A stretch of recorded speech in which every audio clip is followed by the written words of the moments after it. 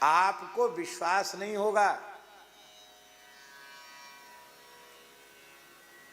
और विश्वास न होने से हानि भी हो सकती है, लेकिन हम आपको सत्य सत्य बता रहे हैं। महापुरुषों में ऐसी सामर्थ्य होती है, योगियों में कि अपने देह से, अपने भाव में सूक्ष्म देह से, अपने मन की गति से कहीं के कहीं वे जा सकते हैं।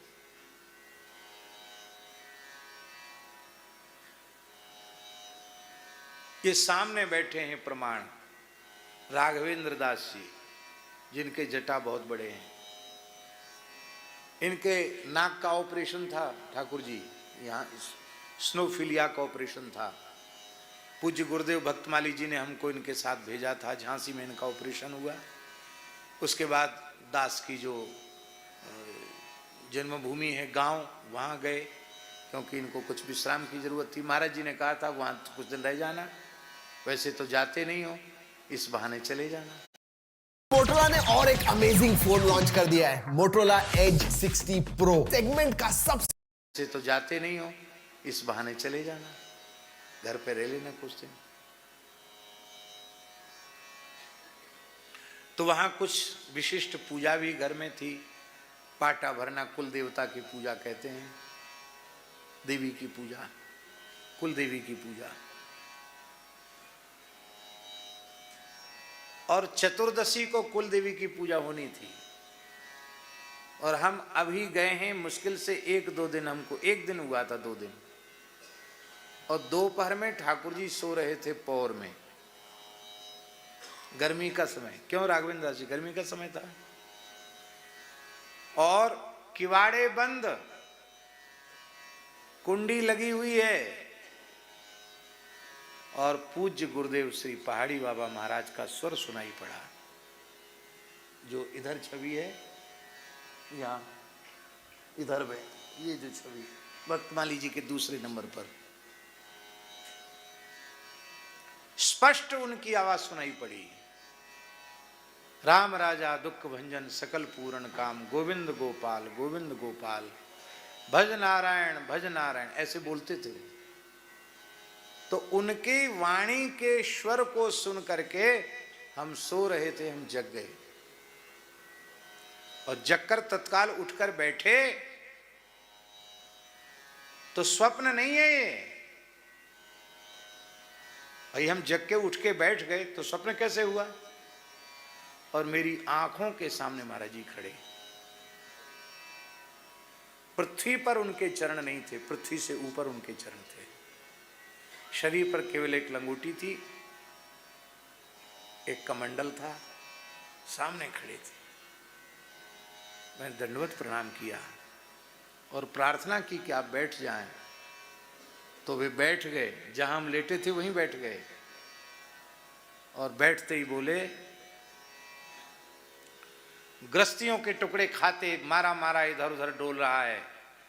अरे साधु को ज्यादा गृहस्थियों में नहीं भटकना चाहिए, ज्ञान वैराग्य बिगड़ता है, वृंदावन आ जा। बस इतनी आवाज सुनाई पड़ी। आवाज क्या, वो बोल ही रहे थे। बस मैंने प्रणाम किया। प्रणाम करते ही वे अकस्मात तिरोहित।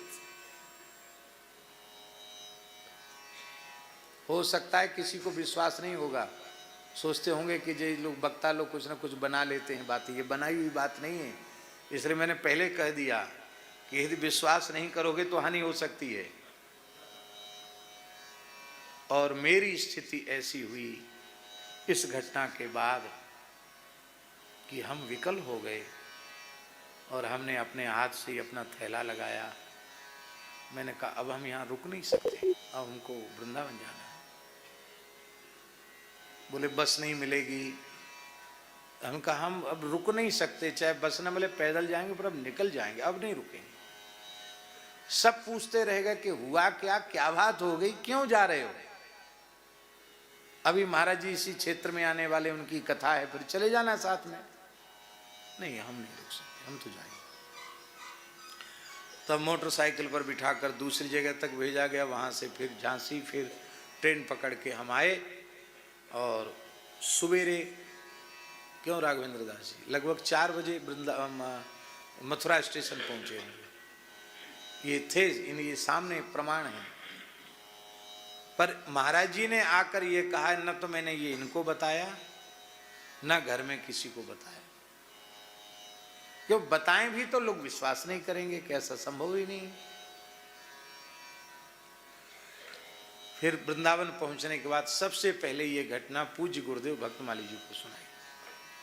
महाराज जी कल की बात है, और ऐसे महाराज जी ने प्रकट होकर दर्शन दिए और महाराज जी ने ये बात कही तो महाराज जी गदगद हो गए। बोले देखो पंडित जी, संत कितनी संभाल करते हैं, विचार कर लो, तुम्हारे ऊपर कितना उनका प्रेम है। स्नान करके सबसे पहले उनको प्रणाम करके आओ, पीछे संध्योपासन करना जो आ गया। तो हम स्नान करके ठाकुर जी पहले ही खाक चौक चले गए महाराज जी को प्रणाम करने। तो महाराज जी तो नीम के नीचे बैठे रहते थे खाली तखत पर। तो जैसे ही हमने उनको दंडवत किया तो जो वाक्य उन्होंने एक दिन पहले दोहराया था दोपहर में, वही वाक्य फिर दोहराया। मारा मारा डोलता है, गृहस्थियों के टुकड़े खाता हुआ, हे साधु को साधु के बीच में रहना चाहिए, दुनिया के टुकड़े खाने से ज्ञान वैराग्य बिगड़ता है। वाह बहुत अच्छा किया, आ गया वृंदावन, वाह बहुत अच्छा किया।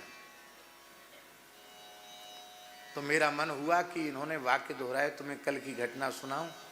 मैंने कहा महाराज जी हम तो अभी आने वाले नहीं थे, मैं कुछ आपसे नहीं नहीं, सवेरे सवेरे का समय है, जाओ भजन पाठ करो, कुछ बताने की जरूरत नहीं है, जाओ भजन पाठ करो। सुना नहीं हमारी बात। सवेरे सवेरे कैसे, संध्या कर लिया तूने, भजन पाठ कर लिया, महाराज जी जाओ जाओ भजन पाठ करो अपना, बताने की जरूरत नहीं है, जाओ चले जाओ। इसको कहते योग सिद्ध, जहां चाहे वहां सूक्ष्म देह से गमन कर जाए। ऐसी उनकी जीवन की कितनी घटनाएं हैं। तो कई बार हंस के बोलते थे, बच्चा आंख मूंद के फोटो खिंचाने वाले योगी तो खूब मिलेंगे, पर जो वस्तुतः योगी हैं उनको मिलना खोजना बहुत कठिन काम। कई बार ऐसा भी बोलते थे। तो योग की सिद्धि कोई सामान्य चीज नहीं है। बोले न योग सिद्धि, योग की सिद्धियां भी संस्कृति के चक्र में डालती हैं, लक्ष्य से भ्रष्ट कर देती हैं, मोक्ष प्राप्त नहीं होता है। तो अंतिम बात कही, अपुनर्भवम बा, तो मोक्ष ले लो। बोले हम योग की सिद्धियां भी नहीं चाहिए, हमें अति दुर्लभ मोक्ष भी नहीं चाहिए।